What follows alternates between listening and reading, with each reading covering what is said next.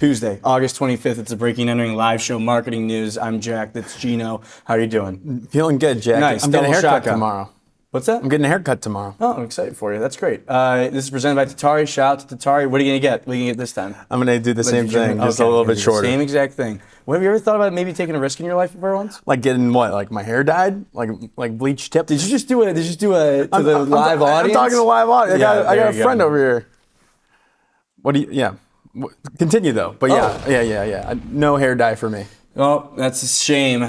The Breaking and Entering show is going live right now. All right, Gino, our first story, good. Before that, thank you, JR. Adam Faze, Jackson Ozark, and Reid Litman are going to be joining the show. Guest lineup revealed. Adam Faze and his crew have created a social series for Figma. Mm-hmm. Punch me if you've heard the word social series. You can punch me, feel free. It's all the rage, but this one is a little bit different because it's on YouTube.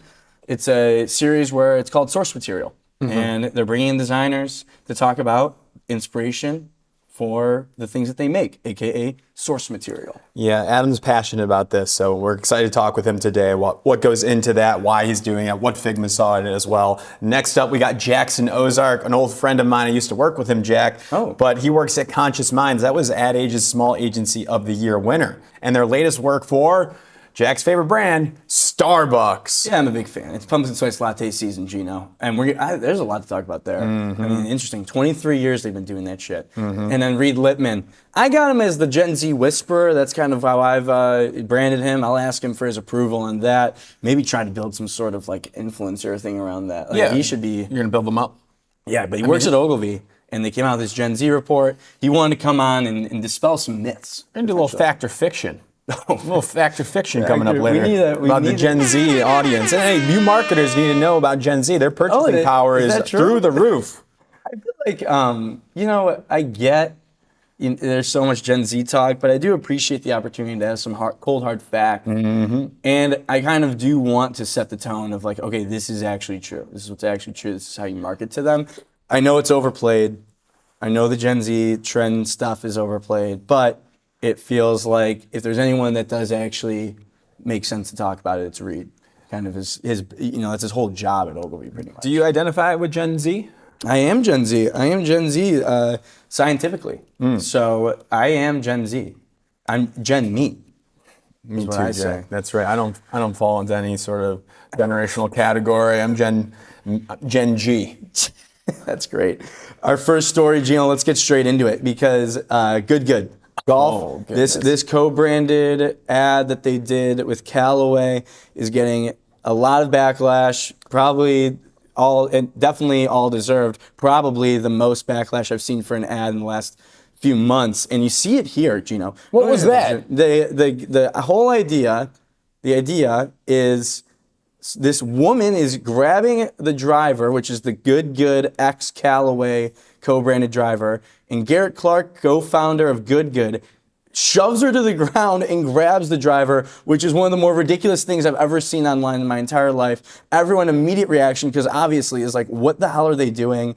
This isn't funny. They're normalizing domestic abuse. They're normalizing pushing women to the ground for the sake of getting a driver. The comments are obviously all like, what the hell is going on? This is insane. And a lot to learn from this, I guess. Like at this point, it's one of the more ridiculous things that's ever happened. Mm-hmm. But Good and Callaway, allegedly, the way it went down is this. So this is the CEO of Callaway Golf, Chip Brewer. His statement that went live, I believe, this morning, saying that Good produced the ad, but Callaway had to obviously approve it, and that's how that happened. They're, of course, saying they're launching an investigation. Gino, they're going to change the way that they do things around here. This is serious. We escalate appropriately. Yeah. I mean, that was absolutely absurd, like, that they made this ad. They thought this was a good idea. Also kind of absurd, too, not to diminish the shirts. The shirts are a little absurd to me, too. Like the actual products, how they look, a little absurd to me as well. But yeah, I mean, you put the creators, we hear this all the time, Jack.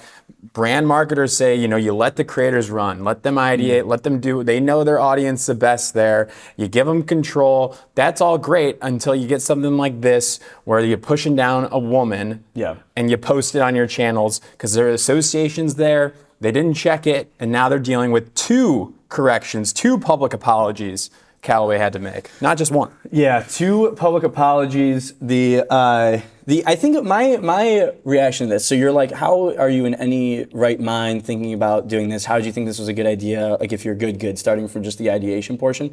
I think these guys are just so like cooked. Their brains are so melted and so locked in on like what's going to get attention. How do we get the most views possible? Optimize for views. Do something crazy. Make sure we drive sales. Make sure this video performs well. Ads never perform well on our platforms. We need to do something nuts. Right. And you just lose a full sense of like reading the room, having any sort of feeling. I think this to me is the biggest. This is the biggest, I guess, I don't know, the solve here is get an agency involved. Yeah. We talk about it all the time, like advertising agencies are great in the situations of having a third party in the room, having other voices, having different voices in the room to be able to avoid something like this, where you do have these like YouTubers that are like, they've optimized their brains and they've melted their brains for the sake of views and clicks. Like you need people to come from the outside and be like, that's actually the dumbest thing of all time. Obviously, there's plenty of people like on the production crew, within the team.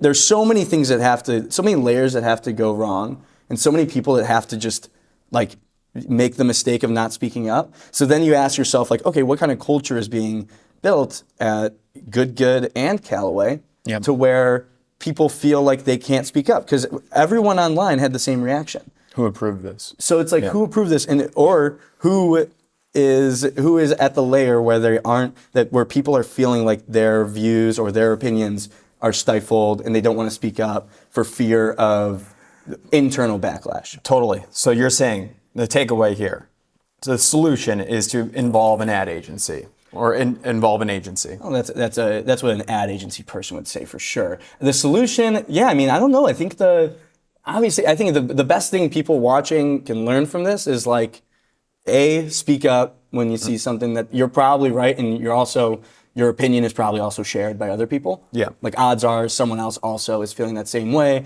but they're looking for a reason to voice their opinion as well. And then also get other people, get like an ad agency involved. But again, like you brought up a good point. It kind of goes against there's the one side narrative. We have this narrative that tells people that you should lightly brief creators. They know their audience the best. So I can see this happening on the brand side. It's like Good has this. I don't know much about their brand. It has a large brand. They have a large following. I'm sure it's massive. They know their audience better than anybody else. Right. But then when it starts to get a little bit blurred when they're creating something on behalf of your brand. Yeah, and that's why you have the approval process. So that's why like I still am like, at some point Callaway had to approve it. Totally. You know, even you can let the creators cook. You can let them do all the things you need to do. Eventually, at some point, Callaway sees the video, and they have to be like. I wonder if anybody on the Callaway brand side is like of like the target audience and like watches the content and like could speak out publicly and say, unless it's like an older demographic or it's not the right demographic that's working on the brand side. But there could be some benefit there of like pulling in some people that are the target audience of what they're selling. Yeah, I don't know who the target audience is. The last thing I'll say. Honestly, if you're getting the Callaway X Good co-branded driver, like you're kind of a schmuck. Like on the golf course, I would never get it. Are you saying that because of how bad this video is? No, or I think just even if this video was successful. The product in general is just like, who's getting that? Gotcha. All right, let's move on. Yeah, it's a toughie. Can we bounce back? Can we talk about something good here, Jack? What do we think? I mean, okay. I mean, we'll go good. We'll go. Don't say that word. Not good. Great. Tariq Hassan's the new CMO of Wendy's. Gino. Thank God. Are you kidding me? Tariq. This is good story. This is good stuff here. The thing most notable about Tariq is that on LinkedIn, he doesn't show his last name if you're not connected with him. It's just Tariq H. Don't need to know. Very menacing. But he comes over. He was at McDonald's most recently, and now he's at Wendy's, going to a different burger chain. Yeah, I'll set the tone here of what he was doing at McDonald's, and then maybe, Jack, you can talk about what he's going to be doing at Wendy's. How does that sound for you? But really, when he was at McDonald's, I would kind of characterize his approach to McDonald's was like, bring the frickin' hype. Social virality. He can really create those moments on social media. You think about Grimace's birthday, those adult Happy Meals like with canned cactus plant flea, the McDonald's anime takeover. Like he really figured out these micro niche communities and figured out a way to how do we get McDonald's brand in the fandom of these micro communities here. So that's what that's why I love this guy. I think for that reason. The interesting thing is it's such a different job than the McDonald's job. I know it's fast food, but Wendy's is like in the midst of this massive turnaround that they're trying to pull off. They just got taken over as the number 2 burger chain. They were just replaced by Burger King. And so now you're coming into a turnaround situation. This is like the head coach going into a new gig, coming down from the NFL, goes to a college football team to revitalize a program. Okay. Which to me probably seems like for Tariq an exciting challenge. But Wendy's has such bigger issues than like reaching microcultures that they need to address in order to have a story. Like think about like Burger King is a great case of what you should be doing when it comes to having marketing align with what the actual consumer experience is and what the consumers are hearing and feeling. Like Burger King, obviously their whole thing right now is you're the king. We made mistakes. We're fixing those mistakes and we're going to tell you about it all the time. And then we're actually going to fix it in the stores so that by the time you see the commercial talking about how great we are, you're actually getting that experience when you show up. Totally. Yeah, and Burger King's doing a great job. So are you saying that Wendy's needs to kind of employ a similar playbook here? I think they do. I think maybe like not, they don't have to steal it, but you have to align the infrastructure of the company before you can go out and make these do these cool ass collabs and do the sick shit that Tariq did at McDonald's and do the Astro World burger. Yeah. Before that, I think that they need to address the shortcomings of the business. Yeah, sales are dropping, right? Like shit's not good right now. Do you remember going into a Wendy's when you were a kid? Yeah, one of the best. The green room, like the glass, the glass room, of course. I thought it was a great in-store experience as a kid, and now I think about that's changed so much. McDonald's has done the best job of they've adjusted post-COVID better than any other fast food chain in being probably 80% of our orders are coming online, pickup. To go. DoorDash, Uber Eats. So to me, the experience at a McDonald's store is so much different than it was 15 years ago. But at least they got ahead of it and they're doing it. Wendy's is so far behind. Like you go into McDonald's, there's 20 digital screens to just put your own order in, and they just pump speed, shit out. efficiency, 100%. Yeah. So he is now. I think what are they working with? VML, the Wendy's account. Yeah, and even I remember back in the day we were talking about this offline, but the Wendy's social accounts were so good. Fantastic. Some of the GOAT's early social accounts. So gonna try and revive some. So you gotta reset, reorganize first before you can have those fun stunty moments. Is that what we're saying here? I think you can kind of do them in tandem in some ways, but when it comes to talking about quality, which they want to talk about, freshness, speed, price. You know what? I like the square patty. I know. They got this. It's fresh, never frozen. And that was a great campaign. I thought. But to me, it doesn't hit the same, does it? Like the fresh, never frozen. I haven't heard that. Right. Why'd they go away from it? I don't know. Maybe they're not fresh anymore. That's what I would have to believe. Right. They're not saying it anymore. Yeah, potentially. All right, Gino. Our next story. I want to get into this. Is kind of like a multi-pronged situation because today, Tate McRae and Calvin Klein released fall campaign for 2026. It's all about denim. And then you have J. Crew, on the other hand, launching the back to school Emma Chamberlain campaign for what's the exact name of it? It's the Tiny Roll Neck. Tiny Roll Neck. So little fall campaigns, fashion brands, apparel brands. But let's talk about Tate and Calvin first, because Tate McRae feels like a great person for this. I think they launched a teaser yesterday, and fans of Tate McRae immediately snuffed out that it was Tate McRae that was going to be in this campaign, and they loved it. Like people were pumped. Tate McRae obviously has a ton of cultural cachet. People love her. She's great, it girl, if you will. And then they dropped the campaign today, and it's great.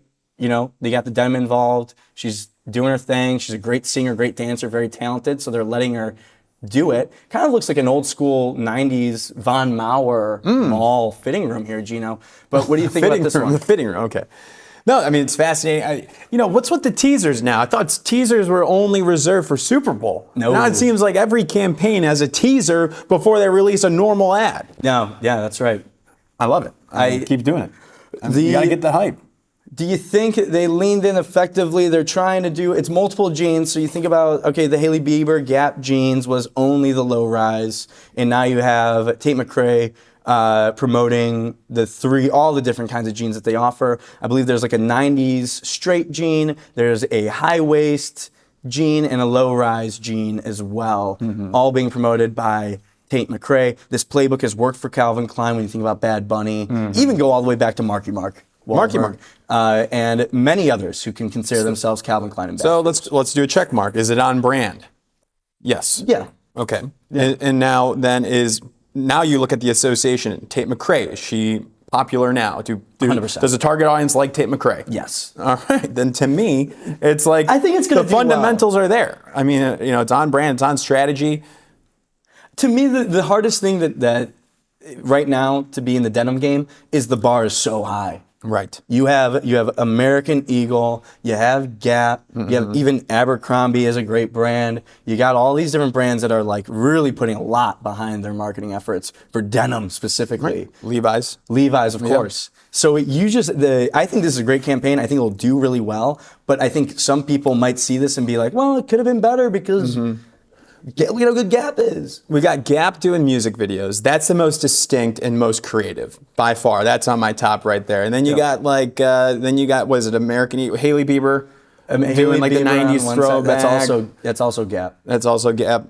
Okay. Then what's the other competitor? Well, you got like Sydney Sweeney, American Eagle, I believe Yes. is the other one. You got Levi's. They had Beyonce for a long time. Look at me.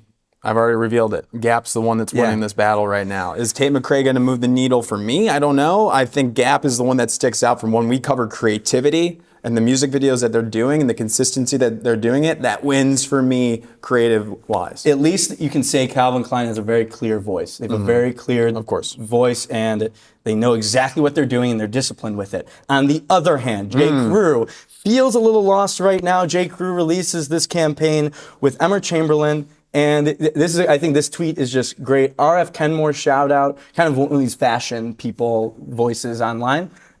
J. Crew can't make up its mind. And if you're able to kind of show the slideshow, you see the Emma Chamberlain ad campaign. This is J. Crew summer campaign that they did. And then I don't even know what the last thing is.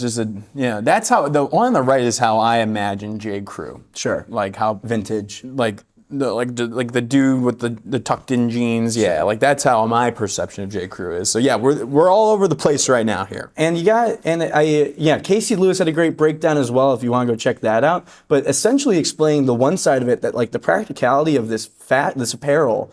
She's making the argument based on her research of Gen Z and Gen Alpha. They're not looking for this. They're looking for the more baggy sweaters, and they're looking for something that isn't necessarily cropped like that they're showing here. So then you wonder, like, okay, who is this for? Because if it's not necessarily for Gen Z and Gen Alpha, since that's not really their preference, who are they going for? You think about Emma Chamberlain, I think that she also applies to like that Gen Z audience. So I don't really know what the direction is. It feels a little bit convoluted. I think they had a lot of great momentum build up with like vintage and drawing on the summer camp stuff. And now it feels like they're taking a little bit of a 2 steps back situation. Interesting take here. So Casey Lewis covers Gen A and Gen Z. Right. Like she's like the go-to voice and researcher on this. She was watching these back to school hauls of what people were buying for their classes. And just basically showcasing that none of these people are buying that type of product. So my question to you, Jack, we don't have to answer this, but like if I'm a brand and I have a new product that we believe is going to be successful and we tap in Emma Chamberlain, like if we have the belief that this will work, this will change perceptions, people will buy this, they just don't know it yet. Sure, that's fair. I think that's fair. I think that if you get to a point where, this is what can be a problem, I feel like, or an issue with these big companies, is you have a product that gets made and they say, go market this product. Right. And you're kind of like, okay, I think we can maybe, because that clothing wouldn't work in like a vintage, it's not really vintage. Right. So you have a situation where the marketing team is put in a tough spot. So they try to do probably the best that they can, lean into like, it looks like they're kind of going for like this 8-bit early 2000s, sort of preppy feel, like the font feels kind of preppy, and they do the best that they can. But again, I think that there's a little bit of miscommunication and misalignment over at J. Crew, just based solely, of course we don't know, but just based solely on what we're seeing from their branding and marketing efforts for the products that they're making. Yeah, holistically, the brand is all over the place, it seems like.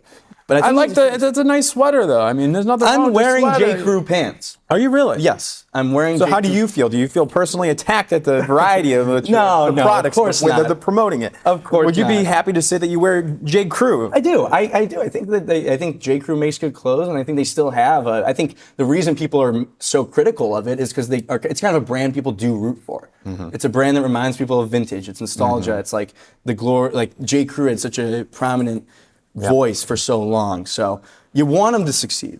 Yeah. But people are a little confused right now. Listen, I get confused all the time, everybody. The next story, and in a couple minutes, we're going to bring on Adam Faze and also do a quick Tatari ad read in a little bit. But I like this Lego story. I think it's really interesting. So Lego has a record sales quarter. You think about a massive. Hold on, let me just do a quick. You got a round of applause here? Yeah, let me do it. Nope. Nice.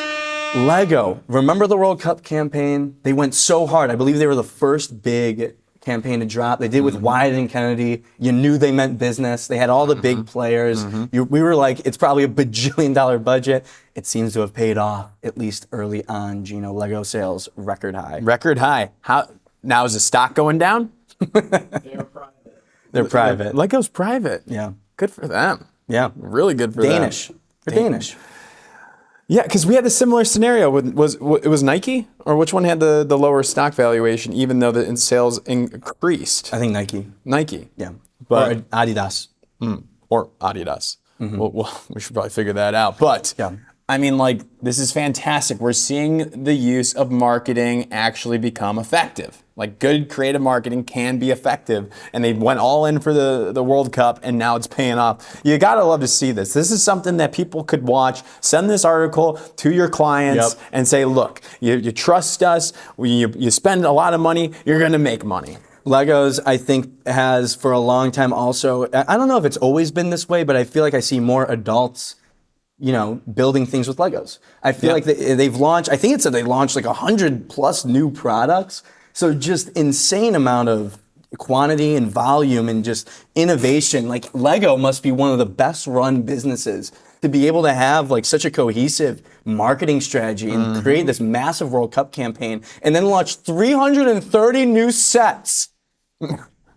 300, there are in the first half of the year. So, That's okay, that's fantastic. 182 and a half days. They're putting out 2 new sets a day, almost. Wow. What's a set? Is like one of those boxes where you can build like a Death Star? Like the Death Star, exactly. Yeah. That's Can you fantastic. believe that? Just incredible. How hard is it to build a new set? Like, wouldn't you just use like a program? Like, No, people you return gotta- to analog. And that's another thing too. The return to analog. Like parents, once you say, get off your damn phone or the iPad, play with some Legos, it's got to be psychologically probably better for your brain. I say get off the iPad, turn on the TV because it's Tatari time. Shout out to Tatari. Come on. All right, Come on, I'm going to Gino. kick this one off. Here we go. All right. If you're an agency, you've had this conversation, your clients maxed out on paid social and search, and they're asking what's next. For a lot of brands, the answer is TV. But whether your agency is new to TV or already buying CTV, building a complete offering can mean a lot, like adding more partners, more platform, and more reporting complexity. But Tatari. We love Tatari. Tatari gives agencies a simpler way in. Whether you want a full service control or a more hands-on partnership with Tatari's team runs point, you plan, buy, and measure linear TV, streaming, and online video in one platform without handing off the client relationship or building a large specialized TV You team. keep the client relationship, create new revenue opportunities, and give clients another scalable channel when their existing media mix starts to plateau. And because Tatari buys directly from publishers, more of the budget goes toward media instead of unnecessary ad tech fees. Today, more than 400 plus brands and agencies trust Tatari to plan, buy, and measure TV. Take DAC, a full funnel media agency that used Tatari to bring linear and streaming together for its clients. They unlocked premium inventory that programmatic buying alone couldn't reach and saw double-digit growth. So when a client asks, what should we test next? You got the right answer. It's Tatari. Check it out. Link in the description. Go check out Tatari. Thank you for sponsoring the Breaking Entering live show. We love you. Up next, Gino. I'm excited for this. Talk We to me. got Adam Faze, executive producer. Him and his crew at Gymnasium created a YouTube series for the tech brand Figma. Figma is like, I'm realizing this now, just universally adored, I feel like, by designers. Yeah. Which is great. I feel like everyone uses Figma. But Figma, and it came to Adam, apparently, we're gonna get the backstory, Yeah. create this YouTube series. So they created Source Material, YouTube series, where essentially you get some of the best designers in the world to talk about their inspiration and pull physical products and talk through their source material. do it. To talk about it all, we got Adam Faze. Welcome to the show. Adam, how are you doing? Gentlemen, it's always an honor and a pleasure. Well, thank you so much. Thanks for coming on, Adam. Good to see you, sir. How you feeling? Launch day today? Yesterday. Feeling pretty great. We launched officially yesterday. We've got almost 3 million views on X, which is absolutely mind-blowing. We are just honestly blown away by the response to this show. I think very similar to what you just said, like the designer community loves Figma, and I think this show kind of positions it directly in the middle of that conversation. That's organic? Is that organic views on X?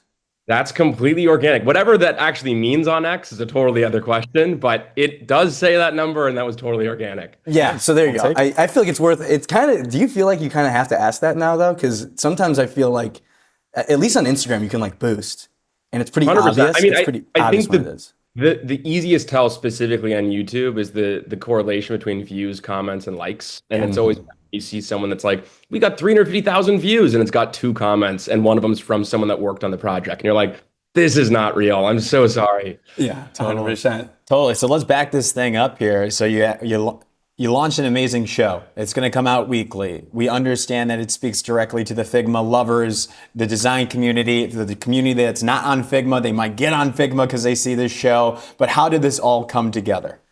So the project actually dates back to April. Figma reached out. We get a lot of inbound, but this was one of those like total stop in your tracks moments of inbounds, just because we on our team use Figma every single day. I was formerly a keynote head for making decks. Ted Childish and our team turned me over to Figma. I probably spend 2 hours a day on Figma going forward. So for us, it was like, oh my God, what an opportunity to work with the brand that we actually love the most.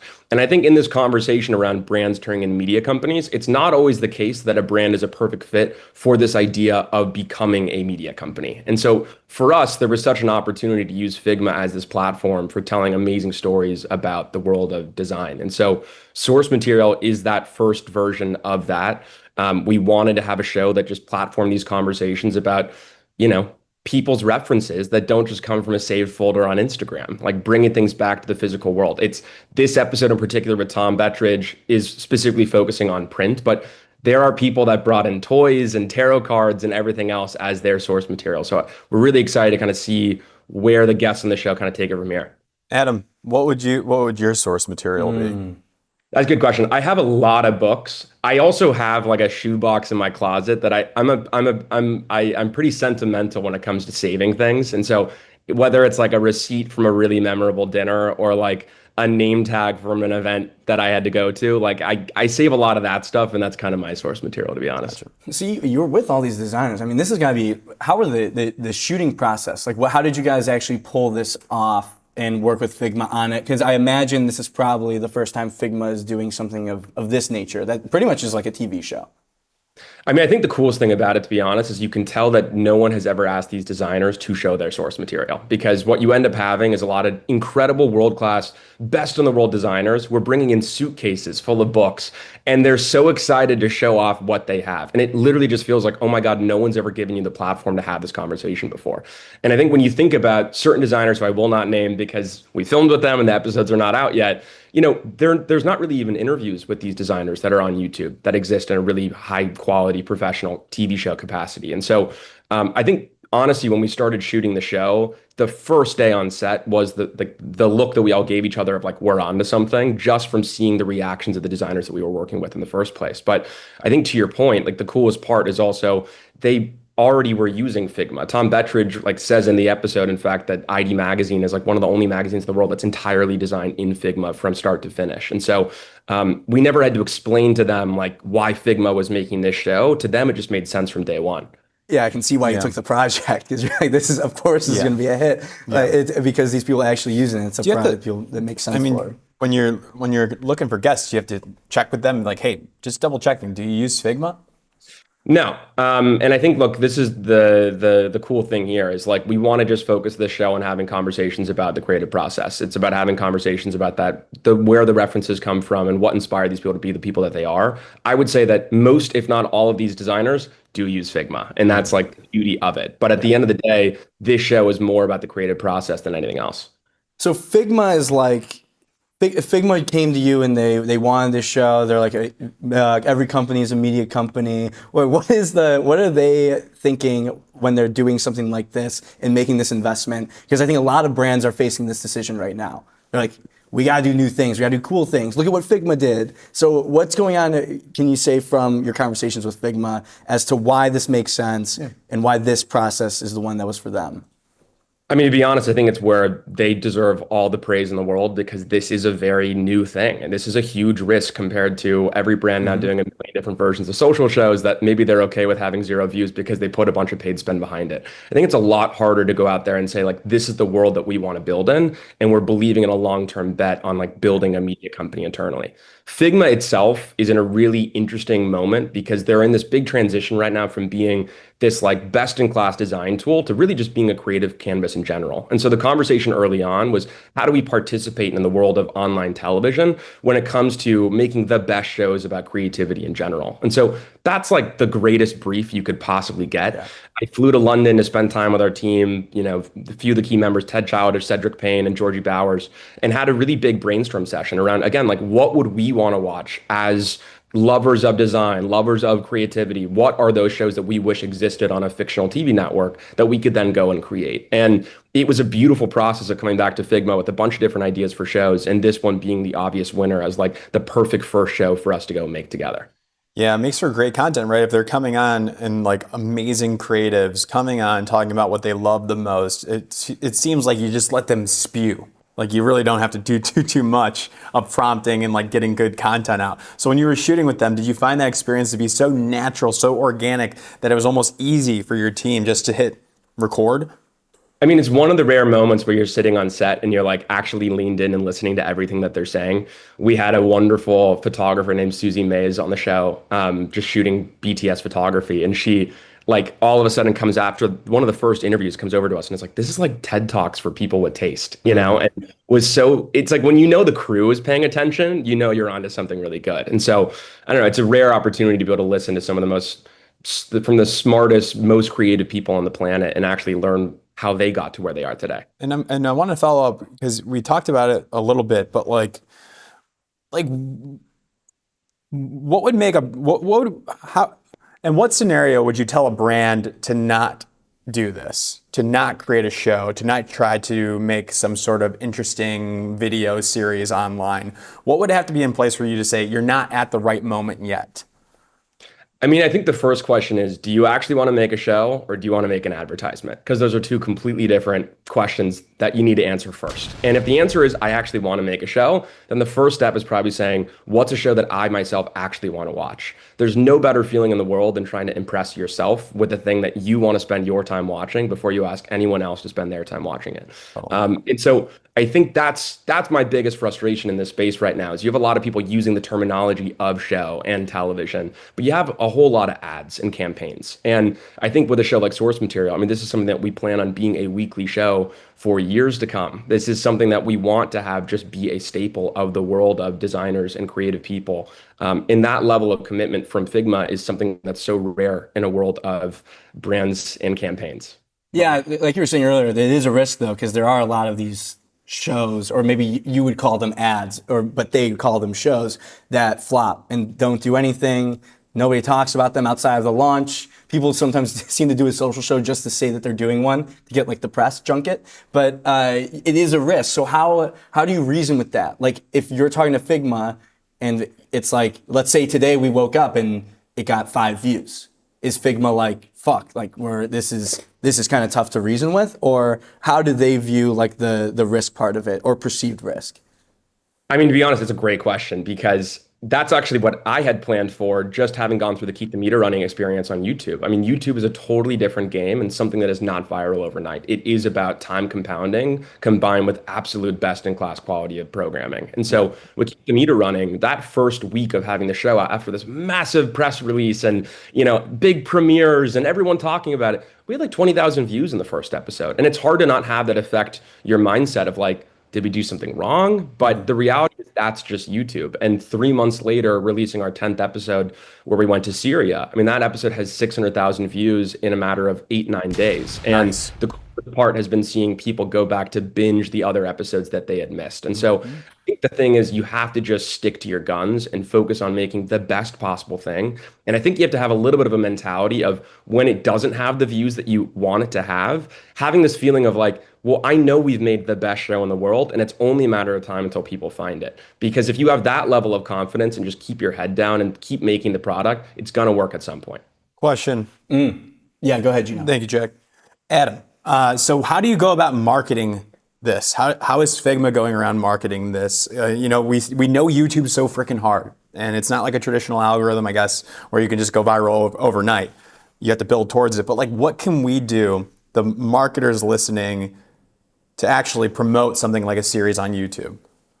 I think for something like this, I mean, we spent a lot of time with some great partners identifying the design channels that already exist on Instagram and X and finding ways for them to become partners with us in the rollout of the show. We want to make sure that if you're following an Instagram page that's 250,000 followers that focuses a lot on references and fashion and art and design, we want to make sure that you're being targeted as someone that could be a potential viewer of this show. And so I think, again, that's another learning we had coming out of the Keep the Meter Running experience is like, sure, just the press run is one thing, but really finding all the modern channels to be able to reach people is like the way that you're going to actually find someone who's already on their phone and wants to watch something. Yeah, this is the missing piece. I think a lot of like traditional agencies can sometimes miss that distribution part because up to now the channel has been so obvious. It's like you pay whatever, you pay the media, paid media for your distribution in like the traditional sense. But now it's like paid media now is going and finding those channels, those Instagram pages like you're talking about, and doing sponsored posts and partnering with them on the rollout to get to those audience and get the distribution that way, which ends up becoming like technically organic views for when they go to the show, which is super interesting. It's kind of like this, it's a different game, it feels like, that a lot of people miss, that last mile. I mean, I think part of it as well, like the shift of focusing on YouTube as a platform versus like the game of short form content where again, within 48 hours whether or not you have a viral hit, and like that you've got 50,000 followers overnight. And I think what I've grown to appreciate about YouTube as a system is this feeling of having to earn your views one by one. And to be honest, I think that's why it has such a deeper connection with its audience. I think as quickly as you get an audience, as quickly as it can go away. And the more that you have people slowly over time adopting you as part of their lifestyle, where they know every Monday they're going to tune into an episode of source material, the longer you're going to have that sticky audience with you for the long run. Yeah, that's right. And the brands that are willing to put in that time and effort will be the ones over the long term that will be reaping the benefits. They'll be, I wonder if we'll have situations where like, we talk about individual YouTubers where it's like they've been doing vlogs for 15 years and now they have such a valuable stake in the YouTube system. Will we see brands in 10 years reaping the benefits of doing stuff now? The only ones who will are the ones that stick to that level of commitment and consistency. Because I think there's not a week that goes by where I don't get quoted by a brand, some idea of doing a version of Chicken Shop Date or Hot Ones or even their version of Subway Takes. But those first two shows have been around for over 10 years. That's a commitment. Subway Takes has been around for over 3 years. These shows were not overnight successes. These are ones that built brick by brick. And in the beginning had people that were haters until they became lovers of the shows. And so I think that's the hardest thing to stick with is it's hard to just keep your head down and say like, we just are going to keep making this show. But that really is the only way you're going to end up having the results that we all want so badly. You guys signed a 10-year commitment. Yeah, I think so. That's just what the contract's got to be. I think it almost got to be 10 years. Like an AO, or just go AOR. Like AOR, I think you should 10 years. create like a same thing. Like you should pretty much sign. Figma should sign. Get that? You can get that quote. Yeah. But I think that's what you kind of need though at this point. Like to have that level of involvement if you're going to be so heads down with it. Well, By the way, I think the last thing I'll say there is there's a level of show fatigue, especially when every show is being made by a small group of people in New York City, and most of them are being filmed in New York in the first place. It's not a day that goes by that you're not scrolling on Instagram Reels, and it's like announcing our new show, announcing our new show. I mean, it's whiplash. You're getting punched in the face over and over and over again. And I, to be honest, think that committing to consistency for the long run is also the thing that weeds you away from everyone else because people are seeing, oh, this isn't something you're trying for 5 episodes and moving on. You're putting your 2 feet in the ground and saying, this is a piece of IP that we want to stick with. every single week, no matter what. Hey, well, Adam we're, Faze. we're here every single week, no matter what. Adam Faze, thank you so much for joining the show. Congrats. Congratulations. pleasure. And talk Congrats to soon. Figma. Source Boom. material. Go check it out.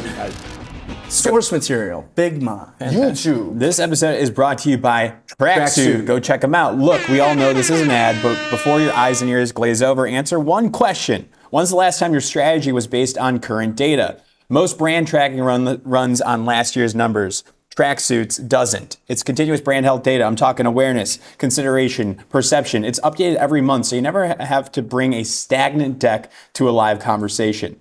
Think of it as your GPS, not your rearview mirror. Not your rearview mirror. It shows you exactly where you stand before you make your next move. Tracksuit, up and running in 30 days. Go check it out at gotracksuit.com. Hey, listen, it's pumpkin spice latte season, Gino. Today, we're back. Pumpkin back. spice latte season is Death back. Taxes pumpkin spice If latte. you think that they're Death doing it Taxes. earlier every year, they're not. They do it at least the last 4 or 5 years, they've done it the same day. Is it the same day? I think it's the same, like, the third, fourth Tuesday. Like Thanksgiving. Yeah, exactly. So it's back. Pumpkin spice latte. For 23 years they've been doing this. Starbucks has. And to promote this year's pumpkin spice latte season, they brought in Conscious Minds, who is Ad Age's Small Agency of the Year. Come on now. And Jackson Ozark, the creative director that helped work on this ad that can we show it? Can we show it before? Can we show the ad before we bring on Jackson? We'll watch it while we talk. We'll watch it while we but talk. pretty much you get Martha Stewart involved. And what's the guy's name? What's the dude's name? Off campus? From off campus? Belmont Kameli. He's hot right now. That's right. Martha's been hot for years, ladies and gentlemen. And Let's with that, him let's bring in Jackson Ozark. Come on. Jackson, welcome to the show. How are you doing? Good. How are y'all? Doing fantastic. So the video popped off.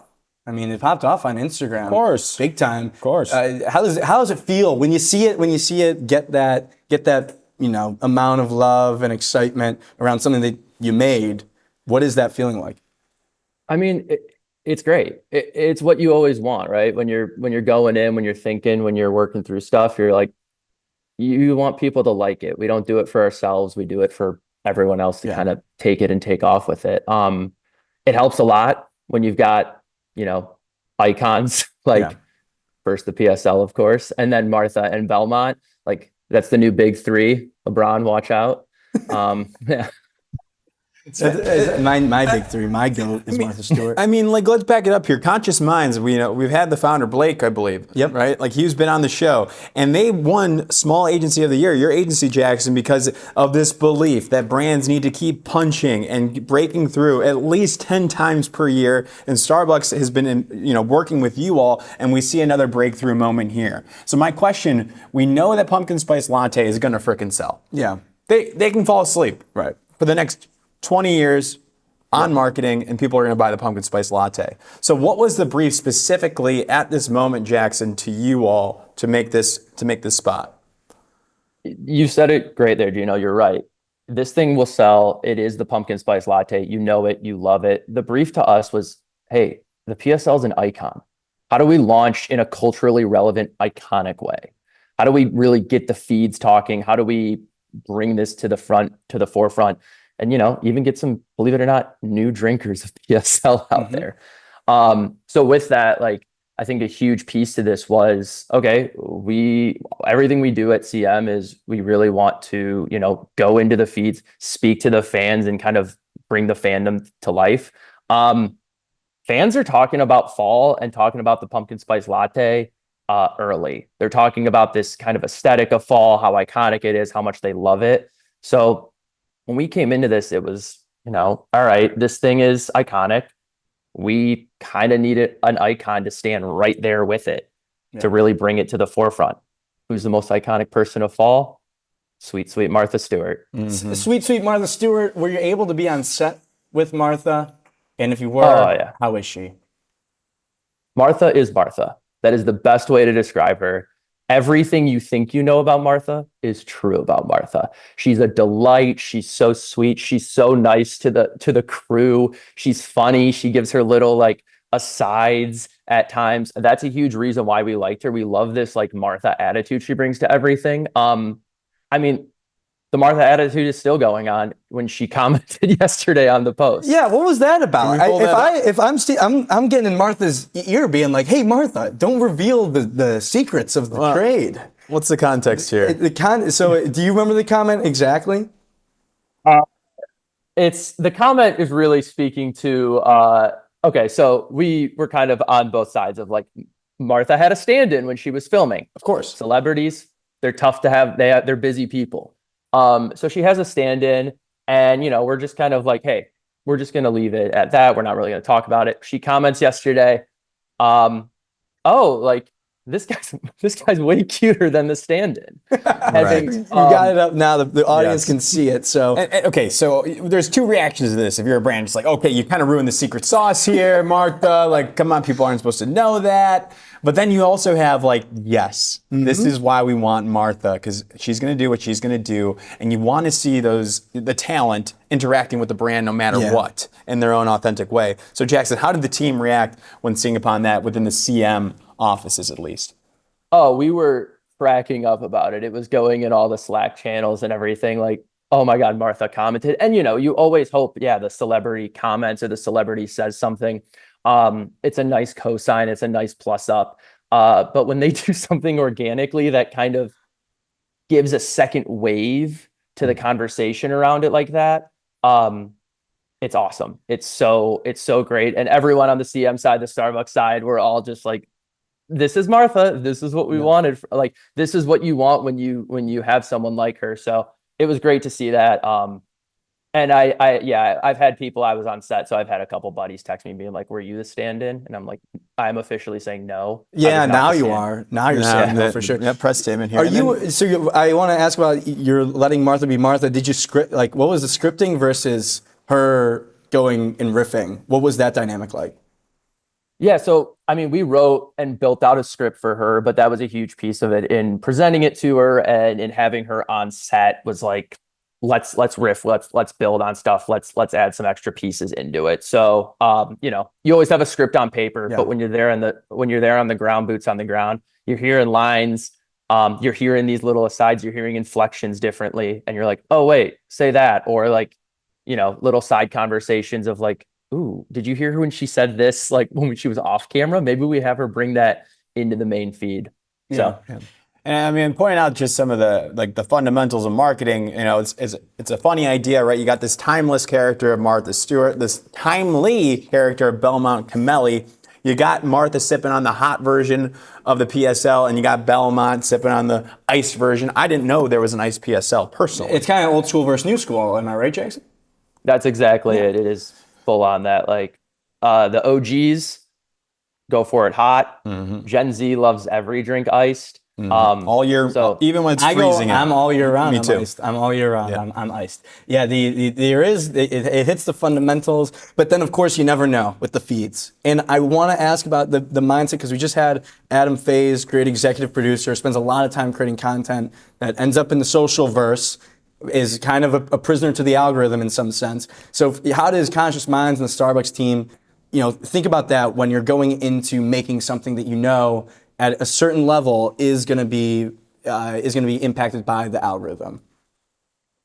Yeah, I think it's a piece of everything we do. We live in the feeds, both ourselves and the Starbucks team that we work with. We're co-creating everything every day. Hundreds of DMs are sent across both sides of just like, hey, have you seen this? Hey, have you seen this? Hey, people are commenting this. I mean, yesterday our feeds were full of Belmont. I don't know I'd never asked him what his fans are called. I'm going to assume they're called bellies. The bellies just like posting reactions to his portion of the spot as well. And like, thank you for getting that wink in. Thank you for, having him do his iconic smile. And I kind of saw some of your talk before. I wasn't a huge Belmont person before this. Now, he's my GOAT. But that's really with the Starbucks, with this co-creating. A lot of their team was like, hey, this guy's popping off, and this is a person that we think is really strong for this. And we were like, oh, that's awesome. Like, that's a great surrogate for the Gen Z audience, for this iced audience. So like, this spot is truly like a marriage between both sides of us, which is really great to see. And the last piece of it that we haven't talked about, the music in the ad itself, I believe there's some lore to it as well. There's a Kid Laroi song that the Bellies, the Belmont fans know and love, because I believe Belmont was seen dancing on stage with Kid Laroi at some sort of concert in Jackson. We have the video pulled up right now playing the song from this in the ad itself, right? This is just fascinating. Yeah, so everything here is like an Easter egg to the fandom. How much more can we do for the fandom? What are those things that they love to see with both of our talent in this, and how do we just plus them up? I mean, also just what a I mean, got the just cargo speaking pants on this, on. just this experience, if I was in his position, I mean, he's kind of doing, look at him, he's got his shirt up. So I guess in a certain sense, you're like, there are Easter eggs, so you know that a lot of people won't get the reference. But if you want to engage, if you're going to use the talent, you need to do stuff with it that engages that talent's kind of community of fans, if you want at least some engagement. And are those Belly fans, are they going to be fans of the PSL after this? Absolutely. I think so. Absolutely. I don't know what their demographic is, but they're going to be buying probably that iced pumpkin spice latte. It's fantastic. And you could say, screw Dunkin'. Hey. Because, I'm selling it. Like, they're never going to consider Dunkin' now, those Bellies. Yeah, that's right. Well, you gotta get Belmont, you gotta get the Bellies and Belmont to pretty much sign, like, you can never be seen with a Dunkin'. Never. Or else It's a contract, yeah. That's right. So we're saying that, Jackson, nicely done to you. Fans might know this. I used to work with Jackson. Oh, nice. Seeing him at the small agency of the year now, very happy for your success. You're doing a great job. Same to you guys. You guys are killing it. It's awesome to see you from literally day one to today. It's sick. Thank you, Jackson. Appreciate you. Have a great rest of the day. Congrats to the whole team at Starbucks and Conscious Mind. Well done. Come on, Gino. All right. We're getting to the home here. stretch of the show today. But before we get to our last interview with Reid Litman, consulting director at Ogilvy, the Gen Z whisperer, as I call him. Hey, listen up. I want to talk about IAB Creative Fronts. If you're in marketing, media buying, or anything creator economy, mark your calendar right now. What I'm about to say is a free thing. This is a free thing. September 15th in New York City, IAB is running IAB Creative Fronts. It's the first upfront style event built entirely around creators. This is where brands, agencies, and the platforms actually driving commerce and culture right now show you how creator-led strategy is running the whole funnel. If you're making media investment decisions this year, this is the room to be in before those decisions get made. September 15th, New York City, IAB Creative Fronts. Go check it out. It's free. Gino, who's coming in right now? That's going to be Reid Litman. And he's the Gen Z whisperer, Jack. You claimed it here. I love that title for him. Let's see how he feels about it. I think he's going to like it. And he works at Ogilvy. There's a report right now. The thesis is Gen Z isn't contradictory. Modern life is contradictory, Jack. Let's bring in Reid to talk about the report. Gen Z, let's do this. Come on, Reid. How's it going? What's up, boys? How are we doing? Doing well. This is title. I love it. Thanks. The Whisper. We'll have to workshop that one a little bit, Jack. But he doesn't like it. Energy. He doesn't like it. He doesn't like it. He hates it. Reid, we're Gen Z here, just to let you know. So we'll fact check you on this stuff too here. But excited to talk about this report. For the folks at home, what is this report about? What's the thesis? Yeah. So the idea here, and look, I know that for many folks, Gen Z is overplayed, right? Like, how many times have we all heard, oh, digital natives, diverse, right? But you know what? Like, today, fewer than 30% of Gen Z feel like brands actually understand them. And so it's because of that gap that the conversation continues. And, at the end of the day, I think, Gino, you said it, it's really the largest business opportunity that most brands have in front of them. And so we're here to chat a little bit about some of the key findings. But as we've spoken over the last, few days, boys, I did want to show, if I may, a couple exclusives from last week's. Oh, here we go. Oh, the here it Riz comes. party, I'm Oh, assuming. God. Can I go off script? Is that allowed? Yeah, Of course, whatever. of course, Yeah, Reid. we always go on script. Well, here, All right, this is what is this? this is I can't share screen, so I'm Hold sharing. it a little bit higher, Reid, Hold it a please. little bit higher. There we go. Oh my Right God. there. Oh, look at that. Yeah, that's perfect. You got the pong table. You've got a crowd shot. You've got what is this? A Carrie Bradshaw cameo. Oh my gosh. This was at the Riz party this is at at the- Air HQ. Breaking You know, TikTok Riz party. Wow. Project X moments. Mm-hmm. And then we've got the report cover. So There look, it throw is. that in there. That's a TMZ exclusive. The call to action at the end of the slideshow. What's up? I love it, Reid. Thanks for coming as well. We hope you had fun here. Actually, your report kind of states that the party that we threw is not necessarily what Gen Z wants to see in their kind of culture building moments. They want a space that they can feel kind of like normal, like they don't have to drink and stuff. Can you speak a little bit about how the communities are formed with Gen Z and what they prefer? Yeah, so we wanted to confront a few kind of myths, and I think the one you've just called out sort of fits into this category that we called presence, which was all about social natives versus skin hunger. And I feel like, pick a Skin side. hunger, he said. Yeah. I just want you guys to hear that. Yeah.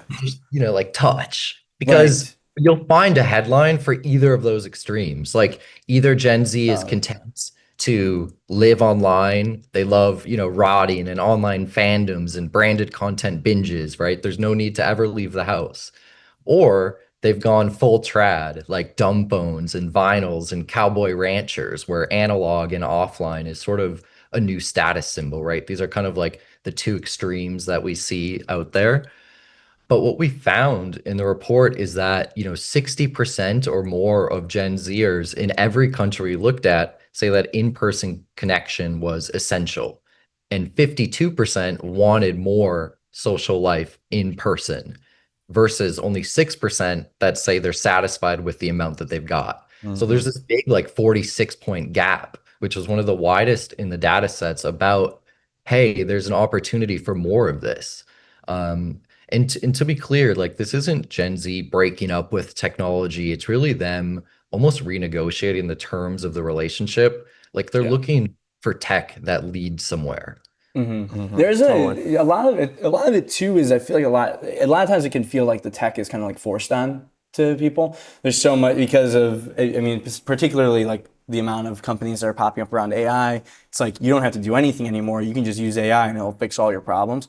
But I think what's interesting to me is that gap of like Gen Z wants to hang out with people, but they're not satisfied with the opportunities that exist. So it's like if you're a brand, the obvious next thing, Reid, is like, okay, we gotta start leaning in on IRL experiences. Like we should be dedicating more budget to that. Well, here's what I'll say, and this, I think this goes back to some of the naysayers out there who might say like, well, duh, because I think the opportunity for brands is less like, wagging your finger, like get off your phone, and more about digital spaces that lead somewhere. IRL experiences becoming a more serious part of the actual marketing mix. And it's not like a one-off stunt, or it's not just a pop-up, which is essentially like a green screen for you to film more content, which then just gets dumped online anyway. And I think there's a couple brand examples. Maybe I'll just throw one out there. Yeah, who's doing it? Yeah, like, and this is not a client. This is not like a paid moment. This is like just a brand that I think has been on a great run, and that's Coach. So Coach has launched Play Stores, which is like a new retail format, really like a handbag brand, opening up actual coffee shops and hangout spaces where they're solving that 46-point gap, giving their primarily Gen Z customers somewhere to physically hang out and create. And they've got this awesome CMO, June Silverstein, who's like, I've never even met, but she's an anthropologist first and then became a CMO. And it's really, I think, speaks to this ethos of like hanging out, bringing people together, retail, not as just like this transactional mega swipe space, but a place to meet people and kind of create and design. So there's a lot of these like companies that are doing like they're just creating cafes. Yes, I knew you were going to say that. They're- Corgi. The Corgi Cafe. There's all these tech companies that are just building cafes to just be like, we're humans too. They don't necessarily like target Gen Z, but I think they attract a Gen Z crowd because of like just where they're building the cafes. I mean, come on, the OG is the Capital One Cafe. Of course. We gotta give some love. I mean, they're ahead of their time, it feels like. They are. And it honestly goes back to what Adam was saying too. It's like, let's see who's still around in 2 years, right? Like everyone's launching a series, everyone's got a coffee shop. But if you're serious about this audience and sort of addressing these gaps that we're kind of calling out, then you've got to stick with it even after it's not trending and, there's not a new headline about it every day. Yeah, interesting. This report is so dense. It's so fascinating. Let's just kind of touch upon some random points here with the game of fact or fiction. We're doing a game. Welcome to the game here. I'm going to say a statement. You're going to tell me if it's fact or fiction. Statement number one, Gen Z. Statement number one, Gen Z would rather sacrifice work than their personal life. All right, Gino. So I'm glad you hit on this one because I think one of the biggest myths out there, especially, dare I say, among some of the older colleagues, is that Gen Z is lazy or entitled, or they can't hack their way through traditional work. So, quiet quitting has become this like generational identity, right? I think we've heard and seen that out there. But what Pulse found is that work is actually like the last thing Gen Z sacrifices when they're low on energy.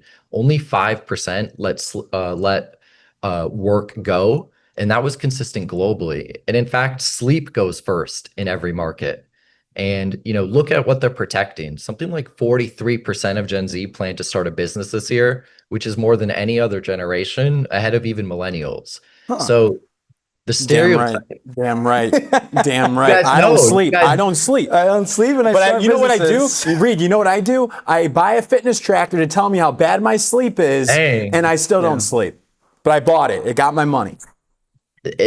And guys, 57% already have a side gig within Gen Z. And this isn't hustle culture 2.0 or like girl bossing. Again, they're building for the long haul and hoping really to protect their peace rather than burn out at like a corporate ladder that no longer crawls up.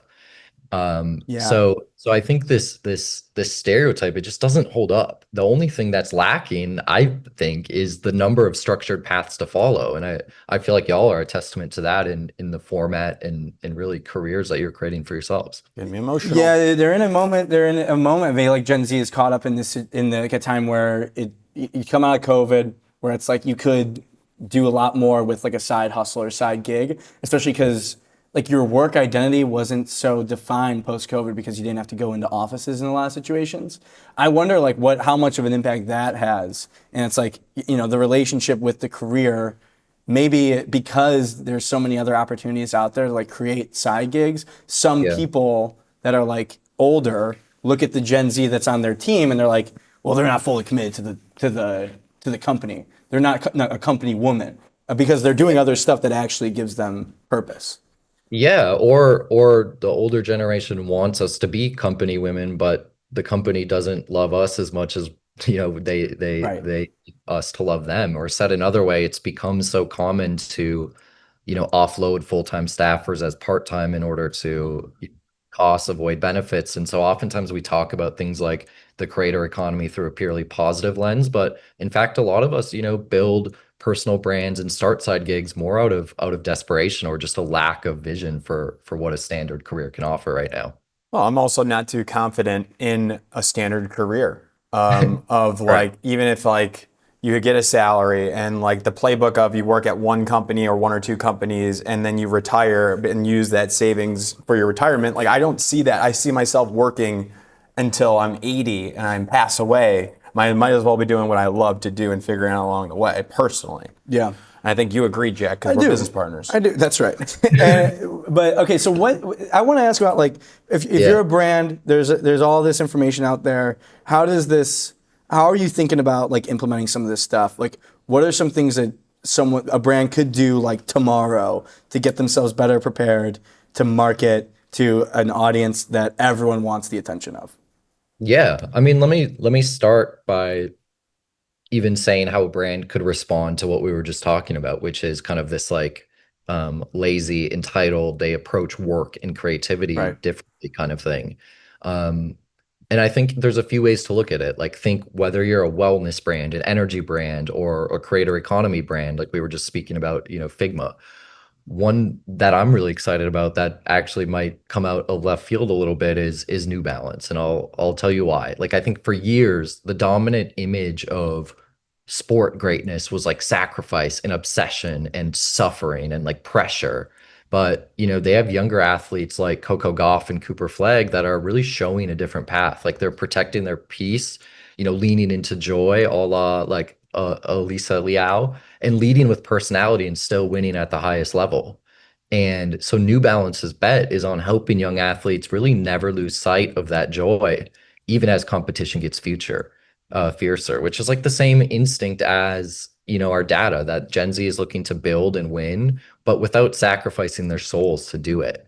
And again, they're not a client. We don't work with them at Ogilvy, but they're out there doing an interesting growth strategy with Gen Z, which is to view competition and performance through a more joyful lens. So they get in. Yeah, I feel like Adidas kind of does a similar thing, like Yeah. the joy of the game, and I think that definitely does speak to the Gen Z audience a little bit Yeah. better, which And they're is cool. Their CMO, Chris Davis, is super sick. I had a chance to chat with him like a few weeks back just for a little At bit. New And Balance, you're at saying? New Balance, yeah. Yeah. That guy really gets youth culture and like this new concept of performance meets freedom. I think y'all would love a chat with him too. Yeah, that's super interesting. It's a hard line to walk, because it's like you want to win, but have fun doing it. And I feel like it's just been ingrained for so long that messaging of sacrifice, obsession, at all costs, win. Michael Jordan, Kobe Bryant. Like but I do see, especially with the rise of like the personal brands of these athletes, where you do get to see a different side of them. Who's the NBA player that sings on TikTok? He's really good. Yeah. Cade? Is it? No, it's Jaden? Yeah, What's his name? Jared McClain. Yeah. I feel like he's yeah, he's great. He's I a love great that guy. example of someone Yeah, who has a great exactly. personal brand. It's like joy and success or top performance don't have to be opposites. And I think, going all the way back to where we started around this idea of like Gen Z being lazy or approaching work differently, it's like a great metaphor. And oftentimes sports, I mean, you guys know sports sort of leads the vanguard, like because it's so focused on the next generation of talent. It's almost like a metaphor for I think what we see in other industries the year after. I feel like you always see that. Like, it's a good point. Like, people always take inspiration from like these athletes and they like bring it to their desk job. They're like, I got like play like a champion today. Oh, yeah. We have like 4 of those banners in our office. Dang, and a Svedka water fountain behind you. This is what I'm talking about, guys. Can you believe It's that? not contradiction. It's plurality. Yeah, and I think what really I feel like it boils down to is a lot, and this could go for any generation, but people feel so inclined to generalize and say they have one experience and it's like, oh, well, everyone's like that. But it's not the case. I mean, this report speaks directly to me. Bing. I mean, it was awesome. Manage self-decline. Manage decline to self. That was an interesting thing as well. Reid, before we let you go here, Yeah. What is managed decline of the self here? I think it just speaks to that idea of limited energy and Gen Zers literally needing to budget and think about how they're going to spend time in a day where it just seems like there's fewer structures or default paths to follow and more things to try and do. So whether it be personal relationships and personal brands and career and education, like all of this is happening earlier. And so, what we showed in the report is, when people were overwhelmed, for example, what is the first thing they let go? And that's where that sleep stat came from. And so, I would say overall, and, Jack, to more fully answer your prior question, like the goal with this thing, based on this new data is really to move brands and in this wider media narrative from Gen Z believes contradictory things to modern life creates contradictory needs, and then show marketers in like a playbook style way what designing for these realities looks like. Because I think what all of it underscores is that Gen Z needs help resolving these tensions, and we're in the business of solving problems, so we gotta get to work, because that 30% stat that we opened with, that tells us what we need to know, that there's still opportunity out there. Reid, how can people find this report? You can check it out on ogilvy.com/ideas, or if not there, just shoot me a DM on LinkedIn and I got you. It's just at Reid Litman. And boys, want to say, congratulations on everything you've done. The party on Friday was awesome, and what I love and what I think you and I and speaking to the three of us share is like we've both decided this can be the best time for our industry. The shakeup doesn't have to be negative. It could be opportunity. Like when the career ladder implodes, that just means there's new and different ways to advance. So I really appreciate y'all having me on, and also shout out to Ellie. She has a new title too. I heard. That's right. She's the CEO. I can be the whisperer, the W, and she can be the CEO. We'll figure something out. Reid, appreciate it. Thank you for the kind words. It means a lot. You're doing a great job. And congrats. And everyone, and check out the report if you're interested in learning more. This is Reid Litman, Consulting Director at Ogilvy. Thank you so much. Thank you guys. Have a great day. Boom. Come on. That's the show, Gino. Shout out to everyone. Shout out to Tari, Tracksuit, the exclusive data partner of Breaking and Entering, and IAB Creator Front. September 15th. It's free, Gino. You got to go there. It's free. What's up? What's up? The Aura. I don't think we talked about it. You see, there's a lawsuit, I believe, about Aura. their sleep metrics. Aura is under duress right now. I believe they're saying that they're essentially flipping a coin as to whether the sleep score and stats is accurate or not. And these brands, why I bring it up, it's like these brands are capitalizing that Gen Z knows like they're willing to sacrifice sleep, and then they can buy these like freaking monitors essentially because they want to know, but they're not going to fix it. That's what happened with you. It happened to me. Yeah. Yeah. What if a brand came in and was like actually helped me with my life in some way where I didn't have to lose sleep in general? Yeah, it's like what if you could have what if the sleep score could like give you like what maybe it does do this, but how do you improve your sleep? You should have Aura should partner with like I don't know melatonin. Health. That's pretty good. What's so funny back there? Or a booze. What is so funny behind the screen? We can't see. We have a big TV now. We can't see behind the production crew is laughing so much, and I'm sure they want to share it to class. So Ellie, kick us off. What's so funny back there? No. Nothing. Just. She's laughing because we have a new setup. Funny. That's obviously what it was. Thank you to everyone for tuning in. First show of the back week. tomorrow. Perfect. Back tomorrow at 12 p.m. Eastern Time. LinkedIn, YouTube, and X. I think we had some technical difficulties on LinkedIn today, so apologies for that. But tune into YouTube. Do I have like a ooh? I don't think I do. Close to do that. But we're back tomorrow.